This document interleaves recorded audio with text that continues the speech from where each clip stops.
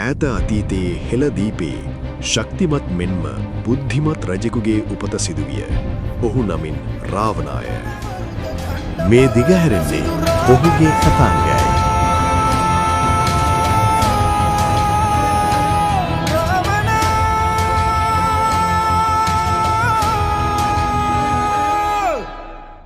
සීතාව රඳවා තැබුවේ අතිශය සුන්දර වූ අශෝක වනයේ.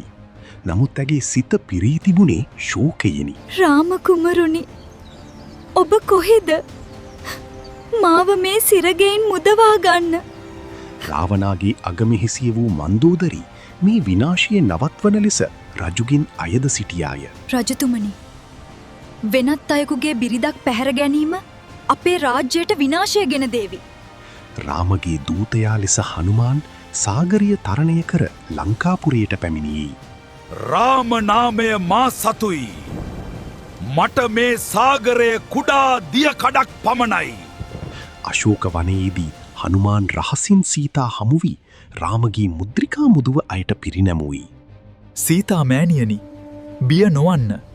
රාම කුමරු ඉක්මනින්ම ඔබව බේරා ගැනීමට පැමිණෙනු ඇත. රාවණාගේ සීනාවට හනුමාන්ව හසු වූ අතර ඔහු රාවණාගේ සභාවට ඉදිරිපත් කෙරිනි. කවුද මේ පොඩි වඳුරා? මගේ රාජ්‍යයට අභියෝග කිරීමට තරම් මොහුට ඇති ශක්තිය කුමක්ද? දඬුවමක් ලෙස හනුමාන්ගේ වල්ගයට ගිනි තැබූ නමුත් ඔහු එම ගින්නෙන්ම මුළු ලංකාපුරයම දබාලුවේය. ඕය ශ්‍රීරාම්!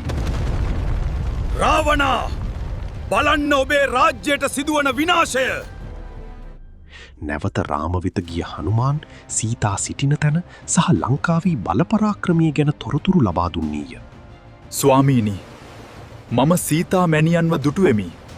ඇය ඔබ එනතුරු මග බලා සිටී. යුද්ධය දැන් අතළඟය. ලොවම සසල කරවන මහා සංග්‍රාමයකට සියල්ල සූදානම් විය. යුද්ධයට සූදානම් වන්න! ලංකාපුරයට පා තබන ඔනාම සතුරකු විනාශ කර දමන්න!